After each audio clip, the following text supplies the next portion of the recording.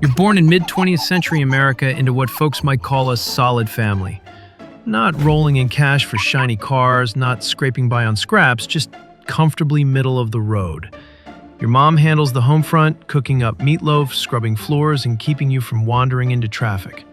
Your dad? He's always out hustling at the factory or the garage, bringing home just enough to keep the lights on. Then you hit that first birthday. Big deal, kid. You've outsmarted the odds that snagged plenty of infants back then. But hey, in the 60s, modern medicine's got your back. Congrats on not being a statistic yet. By age 18, though, things get weird. You've just graduated high school, dreaming of cruising in muscle cars, chasing skirts at the drive-in, and maybe dodging college, if it means more time on your old man's farm. But nobody's throwing parties for you. Friends are whispering about deferments, and the TV's buzzing with unrest. Protests, draft dodgers, and that far-off war in some jungle called Vietnam. Your family's not connected enough for fancy escapes, so when that draft notice lands in the mailbox like a sucker punch, you're it. Eligible from 18 to 26, but they love scooping up the fresh ones like you. Average age over there skews to 22, but for grunts pounding the dirt, it's more like 19. Barely out of short pants, they say. Why you? You didn't sign up for this rodeo. Over 2.2 million got drafted between 64 and 73. And sure, only about 25% of combat troops were straight-up draftees. Plenty volunteered to pick a branch and skip the infantry crapshoot. But in your small Ohio town, resisting means burning your card, bolting to Canada, or faking flat feet. And that brands you a coward faster than you can say commie. Some guy in a suit pats your shoulder and says, "Make the country proud, son." You believe him. That was your first mistake. You step off the plane. A wall of humid heat hits you. The first shock is the air. It's thick, hot, and wet, and it sticks to your skin like a film you can never wash off. It smells of mud, rotting plants, and something else. Something foul you'd rather not identify. Your first mission, a routine patrol. There are 4 of you. You, the bright-eyed FNG, fresh new guy. Mikey, just as young, who never stopped showing off a picture of his girl back home. Doc, the medic, with a permanent look of tension. And Sarge, a quiet man who's been here for 11 months, whose eyes are terrifyingly empty. The 4 stick figures walk in a line through dense, vision-obscuring jungle. You wade through streams where leeches cling to your legs. Your gear is heavy, soaked, and chafes your skin raw. You constantly feel hundreds of eyes on you from the trees, but you see nothing. Sarge says, "Don't trust anything that isn't one of us." It turns out to be an incomplete piece of advice. Suddenly, a single crack sound. Mikey falls. A single shot from a direction you can't place. Mikey's down, the picture of his girlfriend falling from his pocket. Doc rushes forward, but Sarge pulls him back, shaking his head. It's too late. There's no big battle, no last words, just a horrifying silence and a teammate who will never show off that picture again. You realize this isn't a movie. This is a game of hide and seek where if you're found, you die. The remaining 3 continue more cautiously. Sarge is in the lead, probing the ground with a stick. The fear now travels down to your feet. You're afraid to take a full step.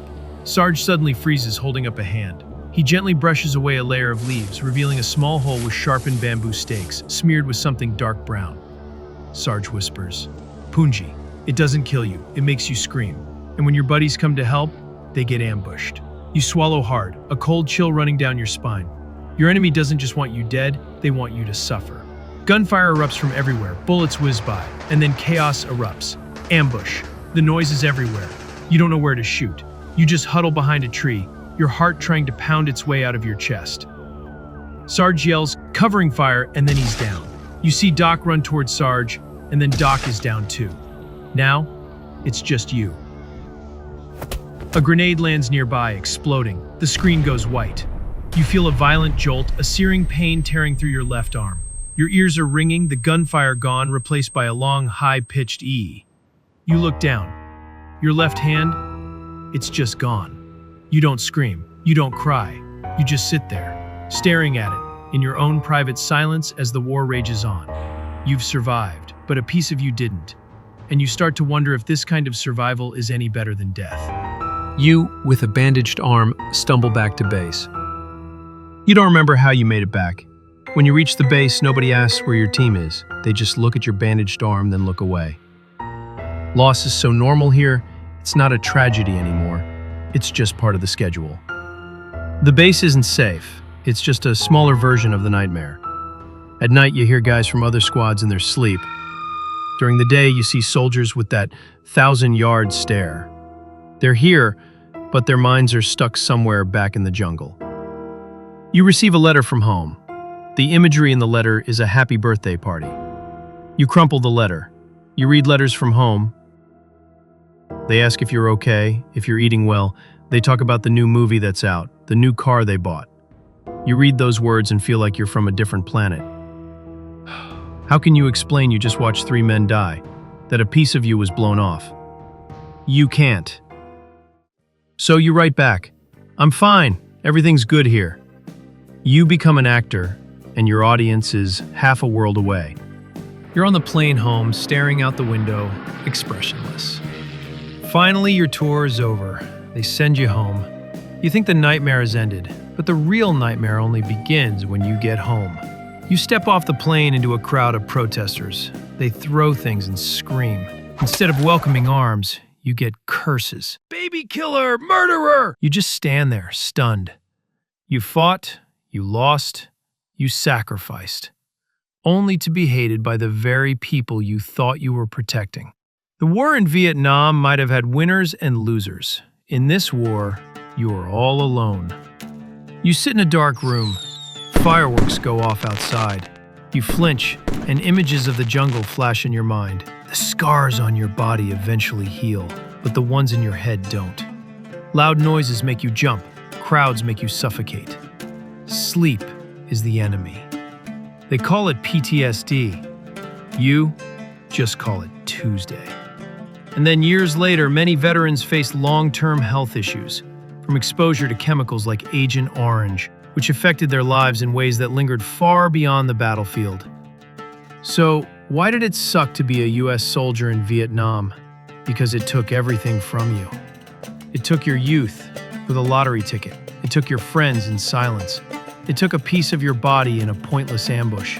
It took your innocence with what you saw and what you did. And when you got back, it took away your pride and your welcome home. You survived. You came back. But you never really left that jungle. The war doesn't end when the shooting stops. For you, it never ends at all. Thanks for watching. If this story made you think, hit like and share it so more people can understand. And don't forget to subscribe to explore more of history's hidden corners. See you next time.